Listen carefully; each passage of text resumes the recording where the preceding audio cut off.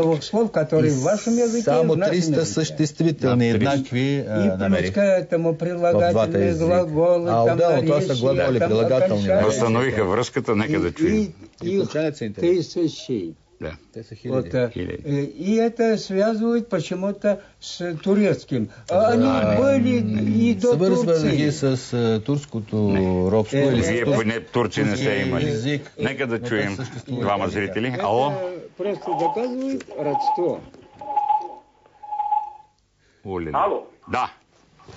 Добър ден. Добър ден. Данко Милков от София. Да. Аз съм потомък на тракийци от Бело И море, аз. но майка ми пък е от Капанския край, Разградско, там където са запазени старобългарски черти. Именно. Имам два въпроса към вашите гости. Първият въпрос е за именика на българските ханове, защото по груби изчисления той започва от 154 година след Христа. Да. Който те са обитавали и обитават, Да. е влизал в състава на старите български държави. А от този именик има много думи, свързани основно с календара, възцаряването на различните канове. Тези думи влизат ли в техния език? Да. И трето към вас, мисля, че вие като министър на всички българи извън сегашните граници на България, би трябвало да направите някакво представителство в Казан, в Чебоксари, в Уфа, в Симбирска, защото това е наистина един голям, важен елемент от българите по света. Не случайно България ги от север е била спасявана в добрия смисъл на думата. Да. Благодаря за внимание. И аз ви благодаря. Добре. Именика на българските ханове. Той е в... има още един зрител. Ало? Ало? Ало? Да. Господин Димитров? Да. Аз съм ходил в Айтос, в Загоре, в Казанка, в Балакли, в Пандакли и в Ямбол, в северо-источно от Харков. Это все он перечислил названия. Не, това са други българи, това са... Понеже чух няколко познати имена, това са българи, живеещи в Бесарабия, при Азовието и така нататък. Това са българи, които са изселили в началото на 19 век, в различни години, но основно през войната 1828-29 година, изселвали се до 1830 година, давайки обикновено имената на селата и градовете, от които са изселили, на новите села и градове, които са основавали в Бесарабия, Приазовието, Таврия, Крим и така нататък. Но тези българи нямат нищо общо с волските българи. И да не ви изненадват имената Ямбол, Айтос, Пандакли и така нататък. Именника на българските канове, преведен ли е? Тоест, ползвате ли го в своята работа? Да, переведен. И мы встречаем некоторые слова вот в именнике, очень похожие на... Преведен е и ние намираме доста думи, които са много си приличат. С вашите в езика, който използвате сега. Да. Това е интересно. Ето и това е неизвестно. И това е неизвестно в България. Имаме ли други зрители? Ало? Ало? Ало? Да. Здравейте. Здравейте. Симеонов се обажда. Да. Искам да ви дам една информация относно Юрий Венелин, което е интересно, че не знаете. Той се казва Георги Хуца. Не, това го знам. Това го знам. Ние имаме книга тук, но точно тук е написано, че не е идвал в България. Са го пратили в България, е посетил Варна, Каварна, Силистра и е написал доста книги за български език. Свързвам се, тук сега в момента чета през интернет, но това вие може да го отворите и да видите колко много е свързан с България Юрий Венелин. Свързан е, не го отричам. Аз не съм казал нищо лошо против него. Не казвам, че сте казали. Но той смята наистина, че българите са от... Варна, отделно знам, че е дал сведения, че българите по тези територии са много по-напреднали от местното турско население в търговия, в строителство търговски връзки с... Точно така е. Аз винаги съм казвал, че Османската империя си е сложила мина с закъснител. Още при самото съществуване. Според нея, според нейните закони, мюсюлманите трябва да ходят на война, а на християните, българи, гърци, сърби, арменци е оставено производството, търговията и всичко останало. В началото може би е било добре, тъй като при успешните тогава войни на Османската империя са могли да се обогатяват мюсюлманите от военна плячка. Но след това мината е избухнала. Османската империя е изостанала технологично, започва да дава огромни жертви, 200 000 загиват при Виена, 100 000 на Крит и на други места, Лепанто и т.н.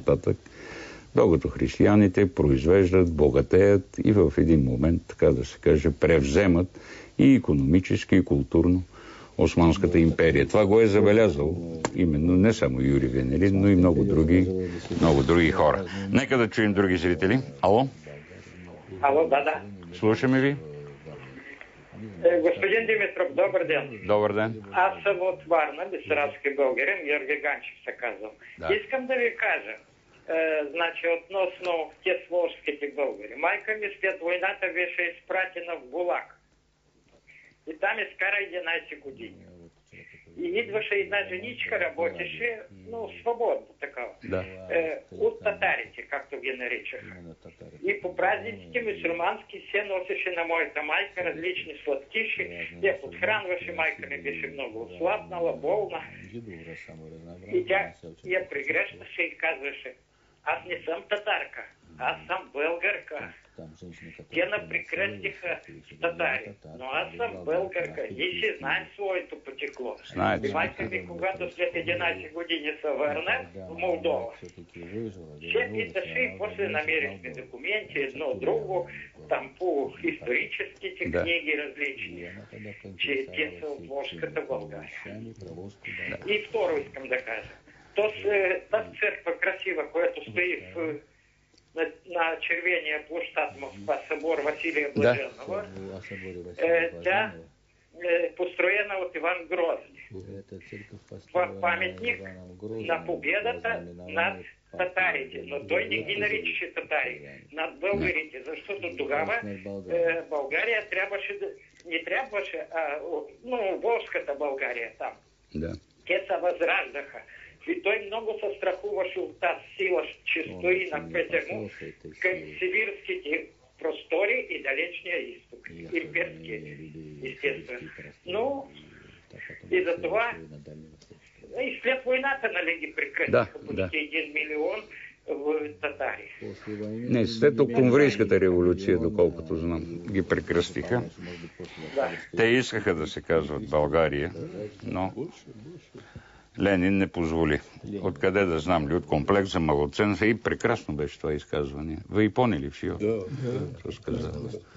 Его мама спасала другая много таких женщина. случаев, Татар. много случаев, что люди... Но она говорила: я не татарка, я болгарка. Да, имаме ли друг зрител? Ало? Ало? Та техника нещо днеска не е добре. Добре, той без това останаха 2-3 минути.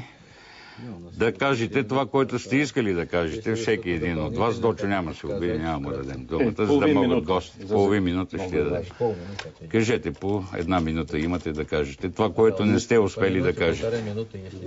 Малко е. Во-первых, я хочу выразить благодарность академику Сергею Иванову. Есть искусственно за благодарность на академик Сергей Иванов.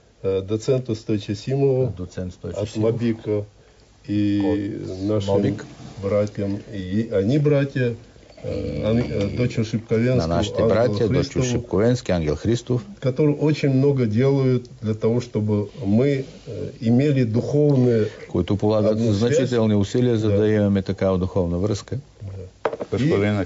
Простите, и я уже в заключение хочу подарить вам эти книги, которые раскрывают... Книги, Българо-казанские и золотонароднические отношения и съкровищата на българския народ. На волжкия български народ. Много трябва да ги стискам, за да не ги открадне режисьора. Знаете как краде книги. Моят режисьор много краде книги. Той в него, които ми подаряват. В неговата морална система кражбата на книга не е кражба. Очень часто в моральной системе это ничего не означает.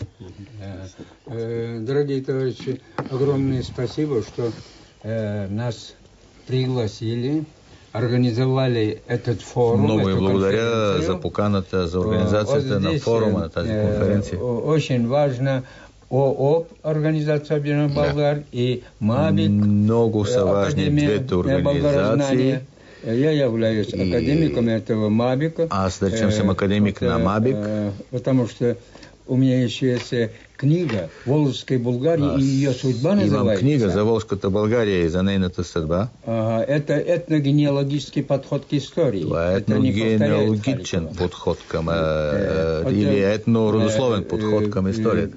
Огромное спасибо, и я желаю, чтобы мы и много ви благодаря и желая ние, уральские българи жили в съгласие, дунавските и волго-уралските българи да живеят в дружба и съгласие. На вечные времена, чтобы мы всегда встречались и жили духовно. В вечни времена да живеем. Важното е, че взехме властта в Башкирия. Точите си. За тези 4 дена с тях направихме повече от 17 връзки в различни институции, Софийски университет, различни факултети.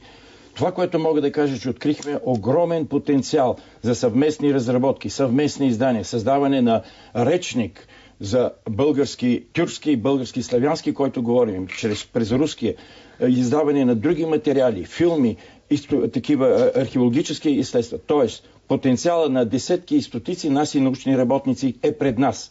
С помощта, което Министерството на господин министър Димитров и Агенцията за българите в чужбина и Агенцията по вероизповеданията, българските мюсюлмани там помагат на нас да разбереме, че българщината няма значение език, няма значение религия, няма значение нищо. Ние просто сме българи по света. Важен е, както каза господин Болгарски, и от етнос. Австралия, и от Колумбия, и от Европа. Ние имаме членове, които мислят по същия начин. Благодаря от името на и аз ви благодаря, господа, за участието.